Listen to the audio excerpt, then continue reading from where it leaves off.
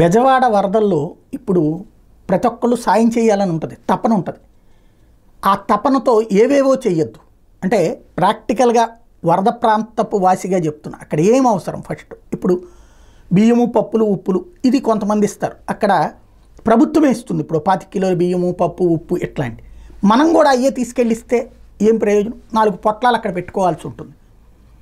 పేదలకి అవి అవసరం, నో డౌట్. ఇక్కడ 2 వర్గాలు ఉన్నాయి. పేదలకి కూడా ఇప్పుడు ఈ బియ్యం, పప్పు, ఉప్పు ఇవి రాష్ట్ర ప్రభుత్వం కూడా ఇస్తుంది కాబట్టి మనం కూడా అదే ఇస్తే ఇంకొక నెల తినడానికి ఉంటుంది. కానీ ఇప్పుడు సమస్య ఏంటంటే సామాన్లు కొట్టుకుపోయినాయి.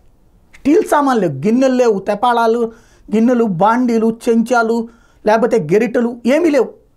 ఈ వరద టైంలో చంద్రబాబు ఏంటి రాజీవ్ నగరు, ఉడా కాలనీ, వైఎస్ఆర్ ఇదే రాజీవ్ నగరు, తర్వాత బాంబే కాలనీ, తర్వాత ఆ పక్కన ఉన్నటువంటి వైఎస్ఆర్ కాలనీ, ఇట్లాంటి అన్నిట్లలో కూడా వచ్చేటటువంటిది ఏంటంటే అవన్నీ పేదల ఇళ్ళు.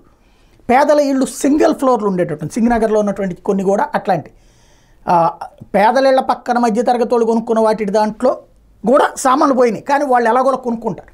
కానీ పేదలకు కావాల్సింది ఇప్పుడు ఆ నిత్యావసర వస్తువులతో పాటు, నిత్యావసర వస్తువులు ఎట్లాగో ప్రభుత్వం ఇస్తుంది కాబట్టి మీరు ఇచ్చినటువంటిది వాళ్ళకు ఉపయోగపడాలి అంటే స్టీల్ సామాన్లు మెయిన్, అన్నం వండుకోవడానికి, కూర వండుకోవడానికి, పాలు కాచుకోవడానికి ఇట్లాంటి గిన్నెలు లేవు ఇప్పుడు, అవి కొట్టుకుపోయినాయి చాలా వరకు. అట్లాగే ఇవన్నీ కూడా కొట్టుకుపోయినాయి. కాబట్టి అట్లాంటి స్టీల్ సామాగ్రి ఎవరన్నా సప్లై చేయగలిగితే బాగుంటుంది. పేదలకి ప్రస్తుతం అవసరం 2 రకాలు ఉంటుంది, ఆహారం, ఇది. ఆహారానికి సంబంధించి ప్రభుత్వం చేస్తుంది కాబట్టి, చేయకపోతే మనం ఈ బియ్యం, పప్పులు, ఉప్పులు ఇవ్వడం తప్పులేదు. వాళ్ళు అది ఎట్లాగో ఇస్తున్నారు కాబట్టి మనం ఇది ఇస్తే బాగుంటుంది. లేదా 2 ఇస్తారా ఇంకా హ్యాపీ.